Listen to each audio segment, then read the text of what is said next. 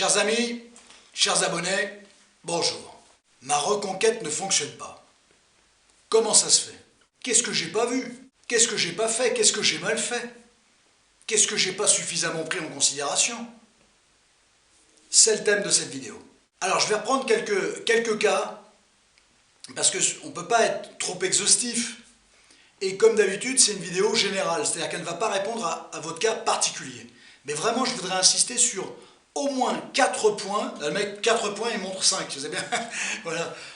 Je voudrais au moins insister sur 4 points qui me semblent fondamentaux et qui, effectivement, pourraient être susceptibles d'expliquer pourquoi votre reconquête est bloquée, voire n'a pas fonctionné. La première, mais qui est vraiment la plus éloquente, quoi, c'est une image, c'est une métaphore, qui n'est pas si imagée que ça et qui n'est pas si métaphorisée que ça. C'est que l'autre, la personne qui a été quittée, elle part à la reconquête. Il n'y a pas de problème là-dessus. Elle est bien dans une reconquête. Mais à la reconquête de quoi?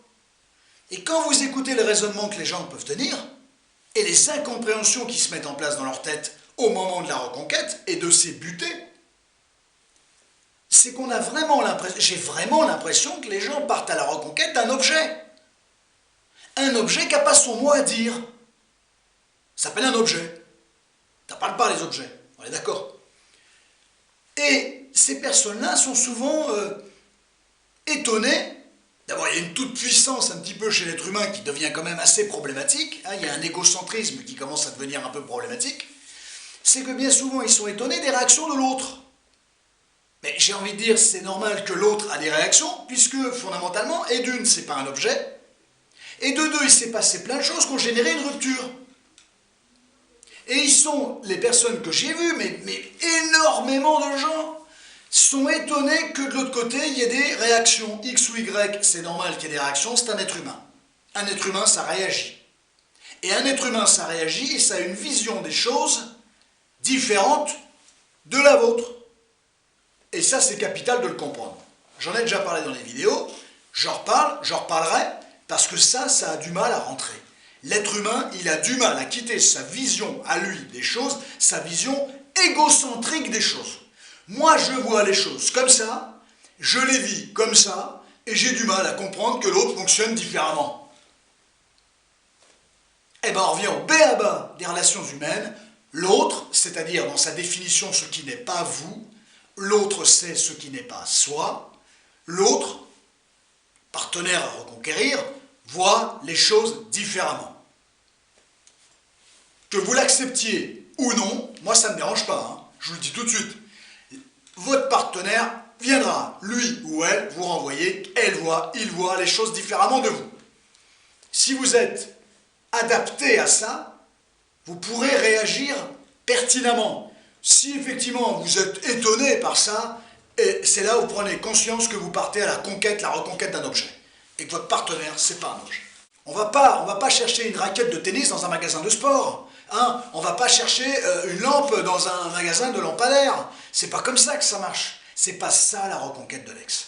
On va reconquérir un être humain, un être d'émotion, un être de blessure, un être de fragilité, de sensation, d'émotivité, un être humain qui a des choses à dire et il faudra les entendre.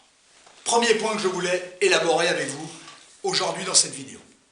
Un petit like si la vidéo vous a convenu, un abonnement si le contenu des vidéos de cette chaîne vous convient. Deuxième point, c'est hallucinant. C'est hallucinant.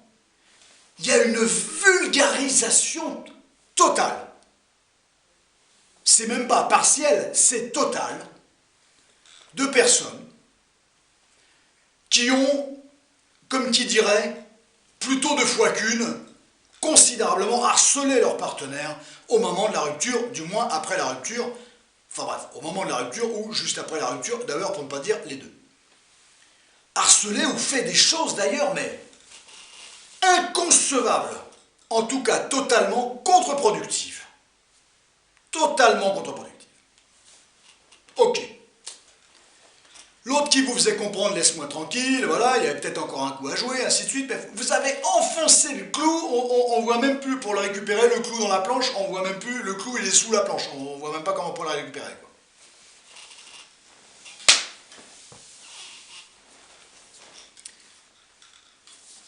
Qu'est-ce qui se passe?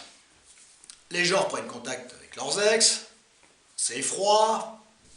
Vous croyez qu'il va vous sauter au cou, votre ex, après des conneries pareilles, vous? Mais dans la tête de l'autre, c'est pas prescrit. C'est pas parce que dans votre tête à vous, les 3 mois ou les 6 mois, ils ont été longs, que l'autre, il a oublié. Et quand l'autre vous dit, il y a 3 mois, il y a 6 mois, t'as fait ça, et moi, je suis encore là parce que ce truc-là, il passe pas, et qu'il passera peut-être jamais, ça, il va falloir l'entendre. Et quand l'autre vous voit justement dire, ouais, ok, vas-y, je t'ai énervé, voilà, j'étais en panique et tout, et vous pensez que ça va rassurer l'autre? Et vous pensez que l'autre il a envie d'entendre ça? Vous êtes trop dans la vulgarisation de ce qui s'est passé et de faire comprendre à l'autre, vas-y, laisse tomber, c'est bon, c'est vieux, c'est prescrit, c'est pas grave. Pour l'autre, c'est grave. Et autant de temps que ça sera grave pour l'autre, et surtout autant de temps que l'autre verra que vous ne voulez pas entendre et prendre en considération que pour l'autre c'est grave, ça bloque tout. Parce qu'il y a bien souvent cette inaptitude à entendre ce que l'autre vous dit. Pour résumer, il y a une vulgarisation des faits, des gestes, des actes qui ont été commis, hein, du harcèlement à je ne sais quel tempérament intempestif que vous avez eu, il y a une vulgarisation. À mes yeux, ça ne vaut pas le fait que l'autre me bloque encore, l'autre ne veut pas se remettre avec moi, l'autre m'en parle encore 3 mois, 6 mois, 1 an après. Voilà, il y a une vulgarisation totale que l'autre, il soit encore arrimé là-dessus. Blessé par ça, apeuré par ça, parce qu'il faut voir des fois la réaction que les gens ils ont, c'est hallucinant. Ok, c'est bon, c'est vieux, c'était il y a 3 mois, ok, je t'ai énervé, ok, ceci, ok, j'étais en panique, ok. Il n'y a pas un argument là-dedans, qui d'ailleurs est très pertinent en soi. Voilà, l'explication, l'autre il sait très bien que vous étiez en panique, voilà. Mais à un moment donné, non seulement d'ailleurs il a vécu ça, et il se dit, bah attends, alors admettons qu'on se remette un jour ensemble, et si un jour de nouveau je veux le requitter parce que ce gars-là, c'est pas la sécurité sociale, ou cette nana, c'est pas la sécurité sociale, hein, autrement dit, je peux pas totalement lui faire confiance, eh bien fondamentalement, si je le requitte, il me refait la même chose, peut-être voire pire. Mais dans le doute, mais moi je prends pas le risque. Moi je m'en remets pas avec ce mec-là ou avec cette nana-là. Le troisième point clé que je voudrais aborder, c'est les excuses que vous présentez à votre partenaire. Parce que la plupart des gens, et le coaching y aide pour beaucoup, effectivement, on fait quand même comprendre aux gens que quand ils ont clairement abusé, il est quand même pertinent, savant, de présenter ses excuses. Alors inutile de vous dire qu'il y a 20% de gens pour qui, je suis gentil, hein, 25, s'excuser, mais ça va pas, non, mais l'autre il m'a fait ci, il m'a fait ça, et on repart dans un truc complètement, voilà. Donc ces gens-là, à la limite, ils s'excuseront pas. Comment reconquérir sans s'excuser? Alors là, ça me paraît extrêmement complexe. Donc on va mettre cette petite frange qui ne veut pas s'excuser, parce que ce type de personne va estimer que le pétage de plomb qu'ils ont eu est légitime. Alors moi, ça ne me dérangera pas, comme d'habitude, mais votre partenaire que vous êtes en train de reconquérir, lui, ça le dérange. Et si vous ne reconnaissez pas les faits et ne présentez pas vos excuses, vous compliquez considérablement les choses. Très bien. C'est pas ça que je voulais vous dire. C'est un préambule, les amis, c'est pas fini. C'est jamais fini. Et le truc, c'est que, quand vous présentez vos excuses, donc pour les 3/4 des gens, il y a un quart, franchement, c'est pas question, l'orgueil, pas question de m'excuser. Bon, ok, pas question de t'excuser, moi ça me dérange pas, mais attention, tu complexifies la reconquête de ton ex. Assume. Quand les gens présentent leurs excuses, il y a 2 manières de présenter ces excuses. Je ne parle pas de la forme. Chacun fera à sa manière, avec ses mots. Et présenter ses excuses, ça ne veut pas dire acheter un bouquet de roses de 50 roses. C'est pas des excuses, ça. On ne s'excuse pas avec un cadeau, on s'excuse avec des mots. Il y a 2 manières de s'excuser. Je ne parle pas de la forme. Chacun va y mettre sa manière, avec ses mots à lui. Prenez d'ailleurs des mots qui vous sont propres. On va parler du fond. Le seul intérêt des excuses, c'est le fond. C'est de sentir qu'elles sont crédibles. Que le mec ou la nana reconnaît bien qu'il est passé au travers pour tout un tas de raisons, mais qu'il y a vraiment de la conviction dans ses excuses. Il y a une vraie conviction. Il y a un truc profond, quoi. Or, vous avez compris? Il y a plein de gens qui s'excusent, mais sans conviction. Ils s'excusent pour la forme, pour la stratégie. Ils ont compris que s'ils ne s'excusaient pas, ils ne pouvaient pas récupérer l'autre. Donc ils s'excusent, à leur manière. Mais votre partenaire, votre ex, là, la personne que vous souhaitez reconquérir, c'est pas vos excuses qui l'intéressent. C'est la conviction que vous mettez dedans. C'est ça qui l'intéresse. C'est de sentir qu'il y a un truc profond là-dedans, c'est que vous êtes dedans, vous êtes dans votre propos. Votre propos, c'est vous. Que vous êtes dans l'affaire, là. C'est que vous mettez vos tripes sur la table. C'est ça que l'autre, il va attendre. C'est pas des mots empilés les uns derrière les autres. Je m'excuse d'avoir fait ça, voilà. Un robot, il le fait, ça. Donc c'est pas des excuses robotiques que l'autre, il veut. C'est des excuses concrètes, cohérentes, fiables, avec conviction. L'autre, il va attendre votre conviction. Il va attendre ça. Donc les excuses faites par stratégie pour dire ok je fais cette étape-là, mais honnêtement le cœur y est pas, ok je vais le faire, vas-y je me suis excusé, mais c'est. Alors attendez, j'en ai une autre. Certaines personnes ont présenté leurs excuses, bon alors c'est bon, on se remet quand ensemble.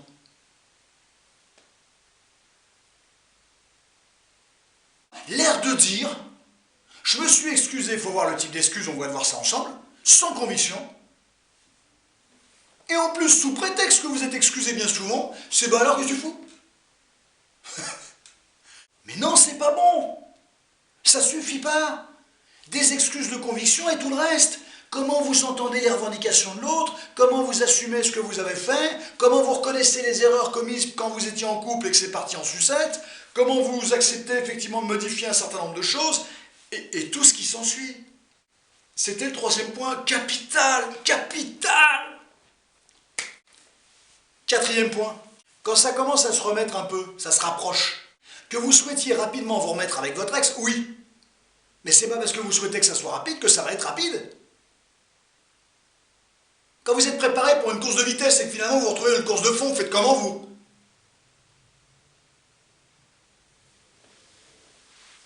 Commencez à vous préparer pour une course de fond. Préparez-vous psychologiquement, ça va être long. Ça va être long. Et si ça se fait petite étape par petite étape, et des fois c'est pas mal, des SMS sympa, tout ça, mais finalement l'autre, tout en étant réinvesti dans la relation, il dit pas, ça y est, on est ensemble officiellement, il vous le dit pas. Au lieu d'être fou de joie, de tous ces éléments mis bout à bout, finalement ça s'est quasiment reconstitué. En mieux, vous vous prenez la tête sur le fait que l'autre vous dit pas officiellement qu'il est avec vous, il vous dit pas officiellement que c'est reparti, et vous vous attendez ce truc. Des fois c'est hallucinant ce que j'ai entendu. Il y a des couples séparés, met en place une stratégie de reconquête, ça marche. Ça marche. Ça se rapproche, les petits SMS, ça se refait des belles déclarations, c'est un truc de fou. Ça se refait des belles... Enfin fou dans le bon sens, c'est-à-dire que c'était inimaginable pour la personne qui était quittée à un moment donné en se disant ça y est, c'est mort, il n'y aura plus rien. Non, non, non, non, il peut y avoir des choses, il y a des choses à faire, il y a toujours des choses à faire. Voilà. Entre êtres humains, il y a toujours des choses à faire. Positive, hein. Donc la reconquête a fonctionné, rapprochement, bisous, petit SMS sympathique, coup de fil, on repasse du temps ensemble, il y a des petites coucheries, il y a tout un tas de trucs, mais il y en a un des deux qui fait comprendre à l'autre, et bien souvent d'ailleurs la personne auprès de laquelle vous êtes parti à la reconquête, ne vient pas mettre le dernier élément finalement tout en haut, en disant ok, ça y est, officiellement, de nouveau on est ensemble. On s'en fout. Capitaliser. Ça faisait longtemps que je ne vous l'avais pas dit ça. Forcément, ça faisait longtemps que je n'avais pas fait une vidéo de reconquête. Donc voilà, capitaliser, il y a tout. Il n'y avait rien au départ. C'était mort. Votre ex, ça vous avait dit, je ne veux plus jamais entendre parler de toi. Pas terrible. Ça ne veut pas dire que c'est vrai, mais en tout cas, c'est dit. La reconquête a bien fonctionné. Tout a bien fonctionné. Il y a tout, sauf ce dernier truc du officiellement on est ensemble. Il y en a qui sont keblo parce que le partenaire ou la partenaire n'a pas dit ça y est, de nouveau on est ensemble. Il y a tous les faits, il n'y a pas juste il manque juste l'étiquette. On s'en fout l'étiquette, vous avez tout le contenu. Or, j'ai connu des gens compliquer leur relation à cause du fait qu'ils attendaient effectivement que l'étiquette soit posée par l'autre. Peu importe si elle n'est pas posée l'étiquette, l'autre ça le rassure peut-être pas, parce qu'il croit que justement, comme vous avez fait beaucoup d'efforts et vous avez un meilleur comportement, l'autre il croit toujours qu'à partir du moment où vous avez un meilleur comportement, s'il remet l'étiquette on est ensemble, il croit que ça va se casser la gueule et qu'il va retrouver l'ancien que vous avez été ou l'ancienne que vous avez été et que vous allez recommencer à faire des conneries ainsi de suite. Donc l'autre est angoissé, effectivement, il met pas ce truc là d'ailleurs pour pas se stresser, pour pas mettre de l'angoisse, c'est stratégique. Mais si vous ne comprenez pas la stratégie de l'autre et que vous ne l'acceptez pas, d'abord vous remettez en cause votre ouverture et tous les efforts que vous avez fait avant, et puis honnêtement vous vous prenez la tête sur le truc qui n'est même pas utile. Il y a tous les éléments, il manque juste l'étiquette qu'on pourrait poser dessus, espèce d'emballage en fait si vous voulez, c'est pas une belle image mais bon, c'est vrai en tout cas, et fondamentalement on s'en fout de l'emballage, il y a le contenu. Qu'est-ce qui vous intéresse? Vous allez dans un magasin, vous achetez un truc, qu'est-ce qui vous intéresse? C'est l'emballage. Ce qui m'intéresse c'est l'objet qu'il y a dedans, c'est l'objet que j'ai acheté. Et il y en a qui se prennent symboliquement, métaphoriquement, dans l'image, qui se prennent la tête sur l'emballage. L'emballage, c'est « ok, de nouveau, officiellement, on est ensemble ». Il n'y a pas besoin de ça, à partir du moment où les événements, les éléments que vous voyez, vont dans le sens d'une sérieuse remise en place du couple. Autrement dit, constamment, du début de l'once, du début de votre reconquête jusqu'à sa plénitude suprême, passez votre temps à rassurer l'autre. Voilà les 4 points que je voulais élaborer avec vous. Vous ne partez pas à la reconquête d'un objet. Vous êtes dans une vulgarisation totale des conneries, des erreurs que vous avez pu produire. Vous présentez des excuses presque fallacieuses, sans véritable conviction. Ça, c'est un problème. Et en 4e, vous cherchez beaucoup trop à vous rassurer, à être sûr officiellement que la reconquête, effectivement, est acquise. D'abord, des acquis, oubliez, il n'y en a pas, ça n'existe pas. Voilà. Et vous cherchez effectivement un label, une étiquette, un emballage, voilà, peu importe l'image, vous cherchez trop à vous rassurer, vous, et en fait, en cherchant trop à vous rassurer, vous quittez, vous oubliez ce qui se passe dans la tête de l'autre, et fondamentalement, vous ne pouvez plus être rassurant pour l'autre. Et ça, on revient à un problème d'égocentrisme dont on a parlé dans le premier point qu'on a soulevé ensemble.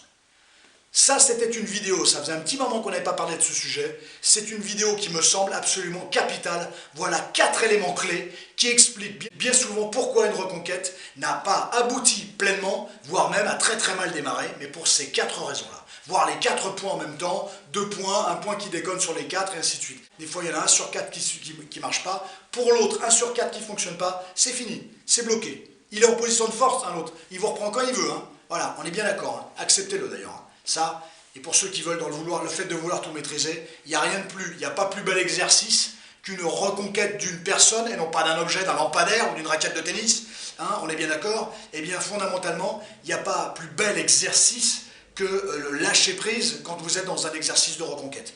Tout atterrit pratiquement dans le camp d'en face. Fondamentalement, n'oubliez quand même pas que votre stratégie vous appartient et que vous en êtes le garant. Capital, vidéo capitale, immense plaisir de vous reparler de tout ça. Et surtout, j'espère qu'elle va vous aider parce qu'il y a trop d'erreurs qui sont commises et si je pouvais vous les éviter, j'en serais fondamentalement heureux pour vous. Nous sommes bien d'accord. Prenez grand soin de vous, un immense soin de vous, soin aussi de votre ex que vous cherchez à reconquérir et fondamentalement, avancer avec ces outils-là, ça peut être bigrement utile. J'ose l'espérer. Prenez grand soin de vous. À très bientôt. Je suis avec vous.